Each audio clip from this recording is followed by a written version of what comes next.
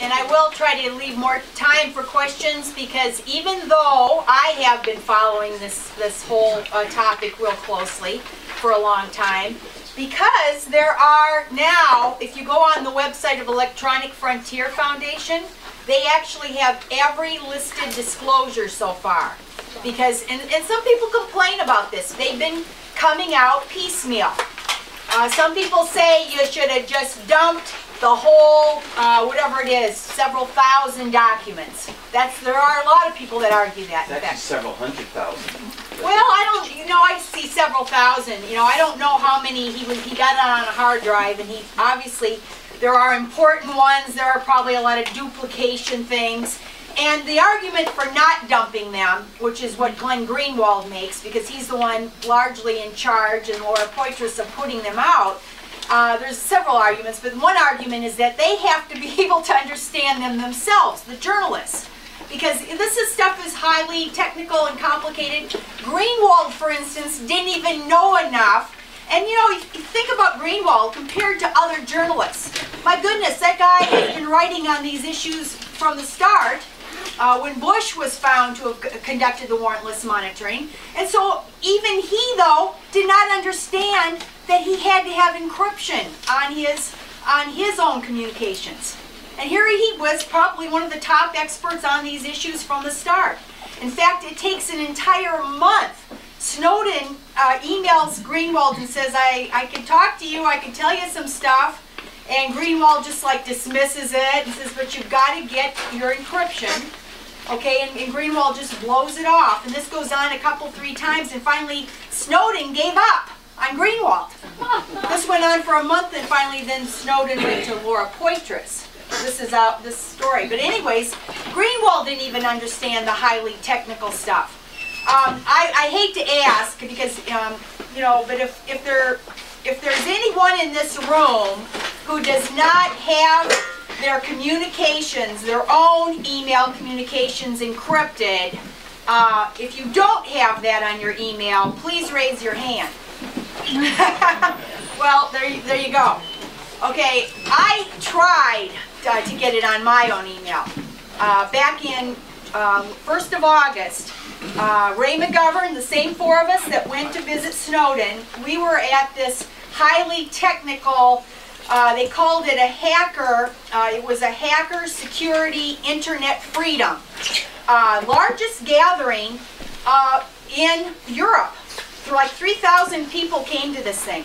And I don't know if you know Bruce Schneier, but Bruce Schneier is one of our high-tech security people in the United States. He has a ponytail and he writes on all these high-tech issues. Well, it was for that type of person, because security and freedom are completely linked. We're made to believe that they're in a trade-off, that you get security from giving up your freedom, but they're completely interlocked. They're the flip sides of each other. So at this conference, you get all types. In fact, Keith Alexander goes to these conferences, and he actually uses them to recruit the best, highly technical, genius people like Snowden. Who's Keith Alexander? Keith Alexander is the National Security Administration Director, Agency Director, NSA Director, but he's also the Cyber Command Leader, 4-star general, I believe. And of course, this is all conducted by the military. This guy might be one of, if not the most powerful person in the United States. He's up there. He might be more powerful than Obama, because he's a dual head of NSA, and then he's the cyber war. Actually now known to have launched aggressive war through cyber attacks. And then Keith Alexander is the head of that. Well, Keith Alexander puts on jeans. There's a picture of him. He puts on jeans, and then he goes to these types of conferences. But Ray McGovern, Jess Radack of the Government Accountability Project, Thomas Drake, former NSA whistleblower, and myself were all invited to this one in the Netherlands. Began the first week of August. And at this event is where we got the idea that we could maybe go and present our award to the Sam Adams Award to Edward Snowden. But already there were you know, I don't know how many there were at the time. Now, if you go on to Electronic Frontier Foundation, there are well over 100 disclosures. And again, they've been coming out little by little because it is hard for people to understand these. And if they were all dumped, they would not have had the impact that they have had. And they have to be carefully done because they are trying very hard not to violate the one law where you put out an identity of a covert operation or something. Because if you do that, then you are, you know, it's an additional problem. And it is actually this outright law. So they're being very careful at this. Anyway, this is how our story is that we were at this conference and we had already decided, because our Sam Adams Associates for Integrity has been going on for 10 years. And so there have been actually more than 10 recipients because a couple of years they awarded 2 at the same time.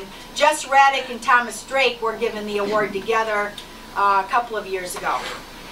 And so this year it had already been decided that Edward Snowden should get the award. Edward Snowden, by the way, within a day or two, Time Magazine will be coming out with its Person of the Year. And their sole criteria of Time Magazine is supposed to be newsworthiness, impact on the news. They gave awards to Hitler twice, Gaddafi once. I think there's all kinds of people that in the past, when they were adhering to their criteria of newsworthiness, they didn't care, good, bad, you don't have to be an angel, whatever. They did this. Snowden, there is no doubt that he has created the most news this year, and very, very important news. However, you know, knock on wood, and I am a little pessimistic about a lot of things, but knock on wood, the chance of him getting it is pretty small. In fact, Barbara Walters wanted to give Snowden her award for ABC's most important Person of the Year, and she was told she couldn't. And she argued back, well, what if he gets Time Magazine and ABC doesn't give him the award? And they said, Time ain't giving him the award. So anyways, we'll see what happens. But we gave him our award because, and ours wasn't for just newsworthiness, it was for the importance of exactly what our topic is, integrity in intelligence. Going back in history to the Vietnam War, and people, if you haven't read the book, and I don't even know if you have it here, but you should order it if you don't, it's called The War of Numbers. This War of Numbers book was written by Sam Adams, who was a CIA analyst in the 60s with Ray McGovern. They used to eat lunch together, and they went through training school together. They were young, you know, I don't know how young, they're late 20s or something. So he learned, because he goes to Vietnam, a little bit like Daniel Ellsberg, and does this research on counting the enemy. Back in Vietnam, very simplistic, is, you know, you kill more, we're winning. You know, there's this idea of knowing how that's a finite number of enemy, and the more you kill, then you're making progress and you're winning. And that was what was Cronkite was putting out every night. You know, the news was running with that. So at a certain key point, the General Westmoreland and other generals had gotten themselves caught up in trying to tell the press that because they were making progress, like around 67, that this enemy's troop strength was dropping. Now, to go out and tell the news that the enemy troop strength was growing would have been a very big gaffe. So when the CIA analyst discovers that it's twice as many enemy troops strength as what the generals are reporting.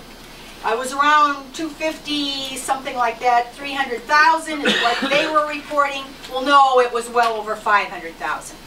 So they have these arguments. I think people who have never served in government maybe don't understand, but the best of government, when it is allowed to be somewhat professional, they have an ability to dissent within the ranks.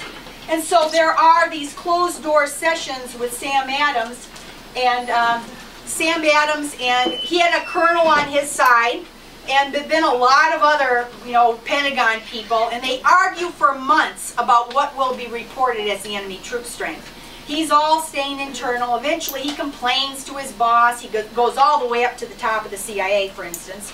And eventually he gets outvoted, and the generals go out and lie, bold-faced. And it's right before the Tet Offensive when all of these people get killed.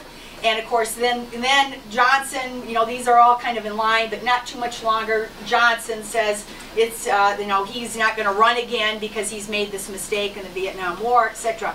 Well, Sam Adams, as an internal whistleblower, never goes outside until after the Vietnam War.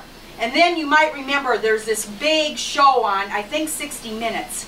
There was a big exposure where Sam Adams then says that they lied, you know, years ago in telling people about the enemy troop strength. Westmoreland becomes furious that he's being called a liar, and he sues. I'm sorry. Yes. I just have to ask you a question. I've been parked in up here, and nobody in the stores upstairs are claiming the car. A Prius, gray, with a loon plate, 2CB 277. Sorry. Okay, fine. Better that than to be towed. So Westmoreland becomes furious. He sues him, and this is all about the time the Pentagon Papers have come out. These things are all simultaneously. They had come out before this, and eventually when they start doing discovery, because Sam Adams had the facts and the truth on his side, Westmoreland pulls out of his lawsuit. So that's the end of that story with Sam Adams. And because learning that lesson about going along with the crowd, keeping your mouth shut, and you know, thinking that you can fight these battles inside without going public to the rest of the people. And so it's a really good lesson. In our 10 years of giving this award, most of the recipients have been whistleblowers who went to outside. However, one, Todd and I went to Oxford last year. One of the recipients, in fact the more recent one before Snowden, was a guy in the CIA who didn't have to leave, and he had been the guy with that intelligence report, the CIA's National Intelligence Assessment, all of the intelligence community, but largely, you know, CIA is a big part of it, saying that Iran had not begun its weaponization program for its nuclear program. I mean, that held off war on Iran since 2007.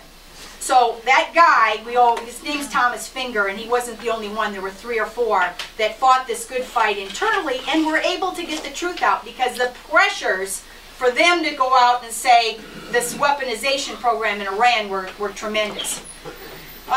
So we got this idea, and luckily because the group there were very sympathetic to whistleblowing and Snowden and everything, they did an immediate fundraising.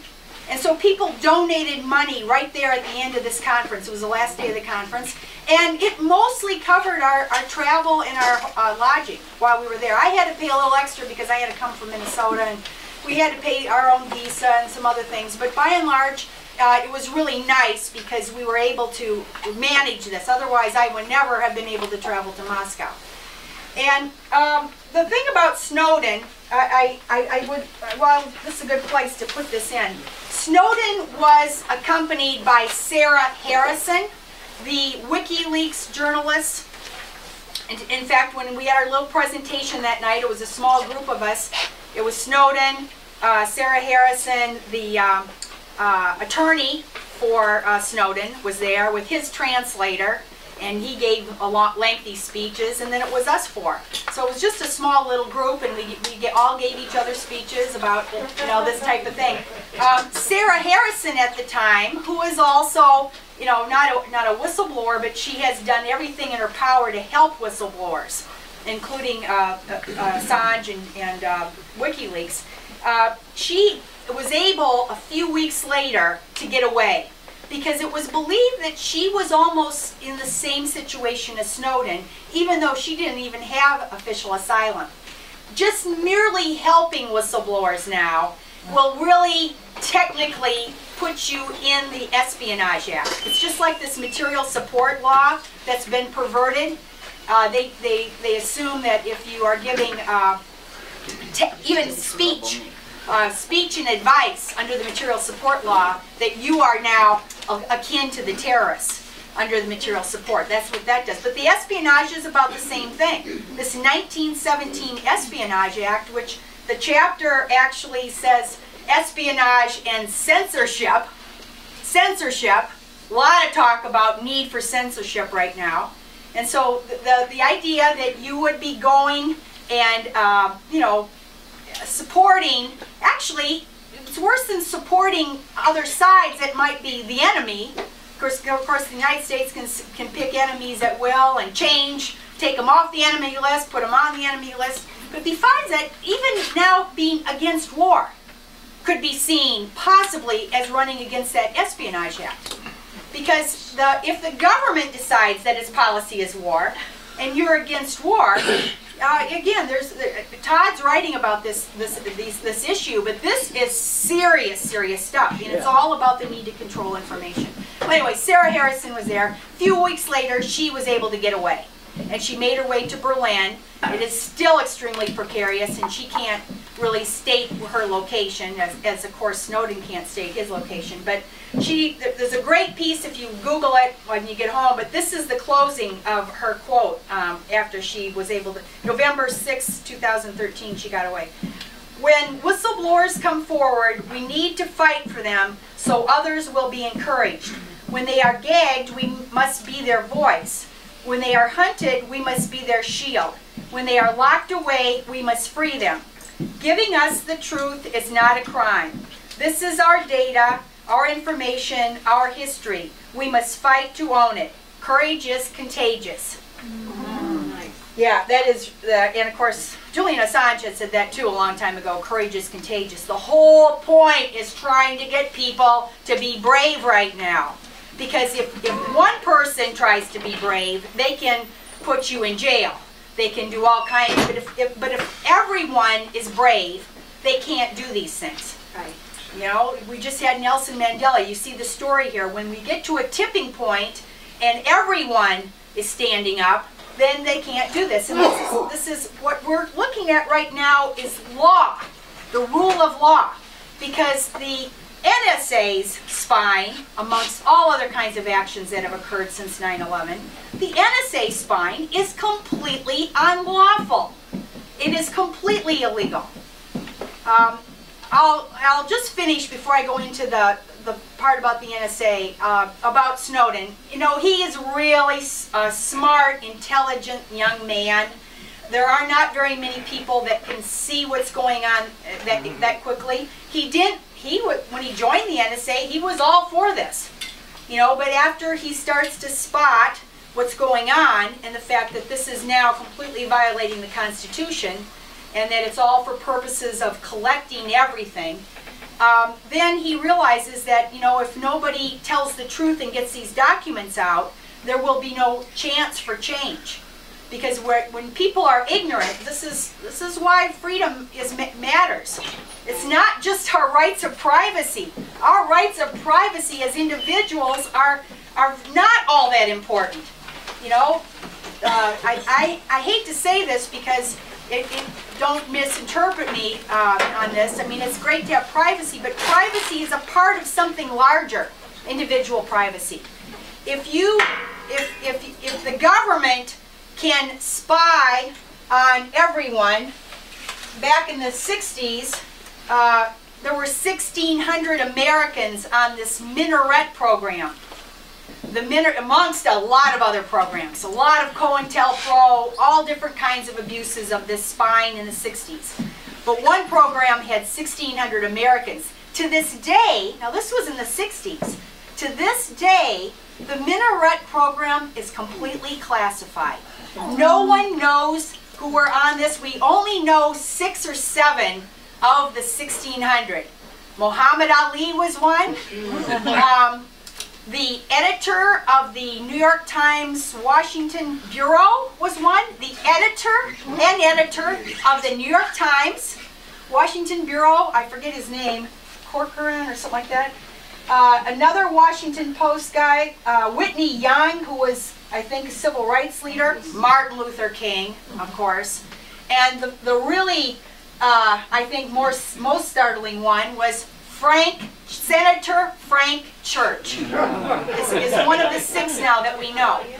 Okay, so what does it take to get a church committee going again? It probably takes somebody like Leahy or Feinstein to find out that they are the target of the spying. If you think about it, that's probably what it takes, because when people see this as merely affecting others, then they don't so much care.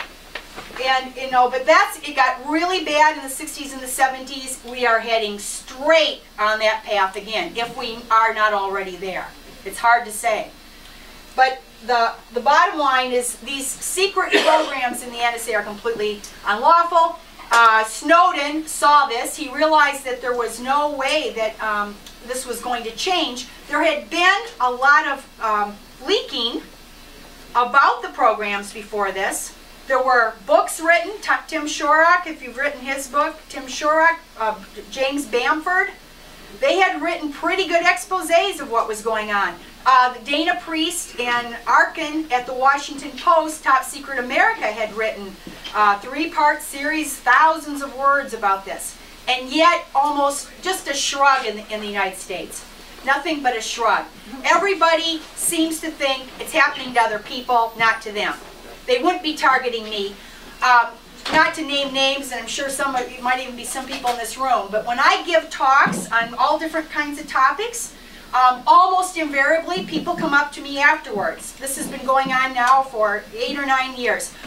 Do you think, and this has been going on way before the Snowden, do you think if I do this, they will put me on the list? Do you think if this happens, do you think I'm being monitored? Coleen, why aren't you afraid to speak out or to write? Aren't you afraid they're monitoring you? Now this has been going on for again, and these are people, because fear works. People don't say this out loud, they don't raise their hand, but usually they come up privately afterwards because they're a little bit embarrassed to be afraid like this. But people have been afraid for a long, long time. And the problem that we have is that this is grown, and without the documents, the media was being very careful. They were leaking it by little. Most of Dana Priest, a lot of her articles come from the directors. They aren't low-level people like a Snowden telling them. Most of them came from Panetta and Gates. You know why they were doing this? Because they knew that this secret would not last forever. And they were trying to get it out a little by little in order to normalize it and eventually to legalize it. The system right now is that when you do something terribly illegal and secret, you first do this with a handful of people. Torture is a great example. John Yoo is in on it. He knows they're going to torture. And then Delahunty, our great law professor who gets Law Professor of the Year at St. Thomas, Delahunty and you wrote all of these terrible memos to begin with. And so they're brought into the fold. We're going to do this. Write a memo that will protect us afterwards. Okay, you can't have legal protection if that's the way it works, but that's what happens. So there's a few of them that know. Well, after a while they say, I think at this point it's safe enough now to brief Pelosi. She's part of this. We'll let her know a little bit about it. And once they learn a little bit about this, then they call it the Gang of 8. They're the heads of committees, like Feinstein has been briefed because she's the head of the committee. She was given the drone assassination memos, etc. So the heads get briefed in. Well, now they get brought in. Now they, in turn, get everybody else complicit. Because they say, I saw it. I saw the memo. Yeah, it's fine. It's fine. Etc. So little by little. Eventually, what we're left with is the whole people don't know. It's everybody. And so then, you know what? It's going to get out. Now, if it gets out through a Snowden, and it gets out or through like a Pentagon Papers, it's much more damaging than if we can control that information. And so little by little, there are a lot of people on my Facebook now think Snowden is part of there's a word for this, not controlled, a let out, what's the word? Do people know what the term is? When you give out information. Elite? No. Dribble? What? Dribble? Limited hangout? Hangout! The limited, this is a term, that's you. The limited hangout. Okay? The limited hangout is when you are trying to, that's right, it could be a trial balloon, you put some information out to see how it works. And eventually, you know, even the Washington Post, I don't know if that wasn't deliberately a limited hangout, but it had that purpose. Because once people read it, oh well, shrug, go on with life. You know, if they're monitoring me, they're monitoring me. How much different can it be than walking through the scanners at the airport where they take a photograph of my nude body? I mean, that's what people are thinking. Everybody walks through the scanners right now. Almost nobody objects to the scanners because we got used to it. We got normalized, legalized. So, so little by little with torture, when it finally gets, you know, leaked, then people get upset. And then there's a chance for reform. There's a chance that somebody will have to change their ways. And so this is why it works this way. People try to get it out little by little. Well, we're right now, by the way, we are right on that line. In the United States, we have had the information, 100 disclosures. There's certainly more to come. But, you know, the last one was about cell phone location. And they said, well, this might be the biggest one because they can track you every place you've been, you know, every location. Put this all together. If you went to the suicide prevention or alcoholism or medical treatment, anything that, or your girlfriend's house, I mean, et cetera, all these things that, you know, you could find embarrassing. But so this is the last one. But before this, it was the tracking on Facebook and Google. All of our email group addresses are being gathered. I mean, on and on. I mean, there's been 100 of these.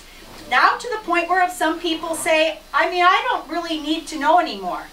There are quite a few people who say, I'm sick of this news. Let's talk about Social Security. Let's talk about education and infrastructure, road infrastructure. I mean, there are a lot of people that are real tired of this. And I honestly think that there's hardly much more we can learn anyways that would really be shocking or alarming because there's a lot. I'm sure there will be some more.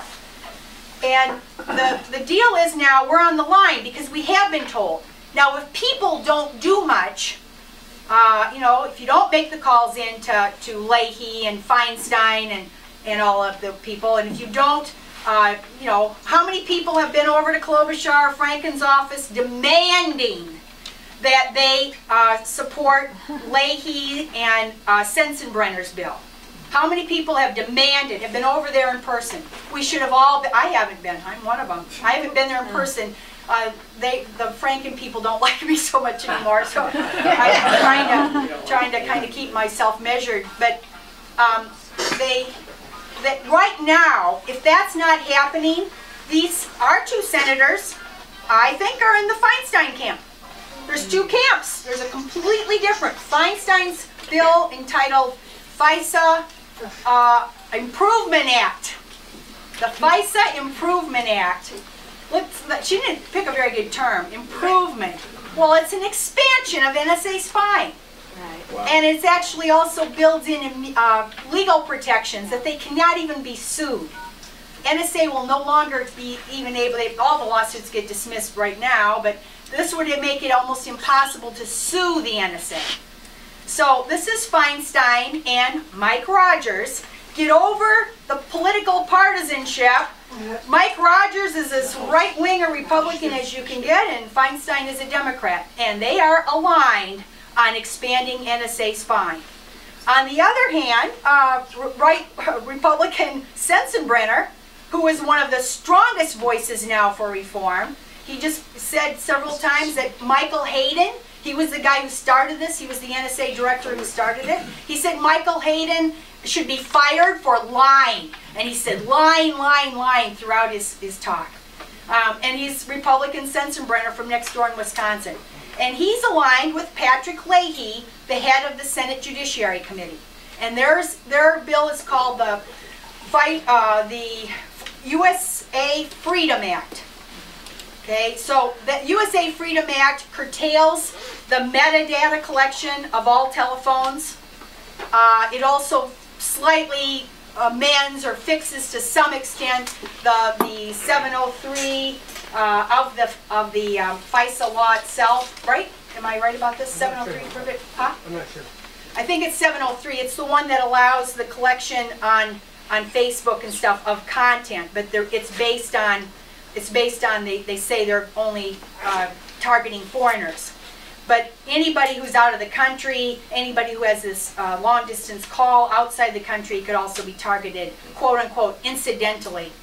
So it's also very wide. So this bill fixes a lot, the USA Freedom Act, and they're completely opposed to each other. And it is not guaranteed that the USA Freedom Act will win out. In fact, I would say that it's probably almost a draw right now. I don't see hardly anyone doing enough right now.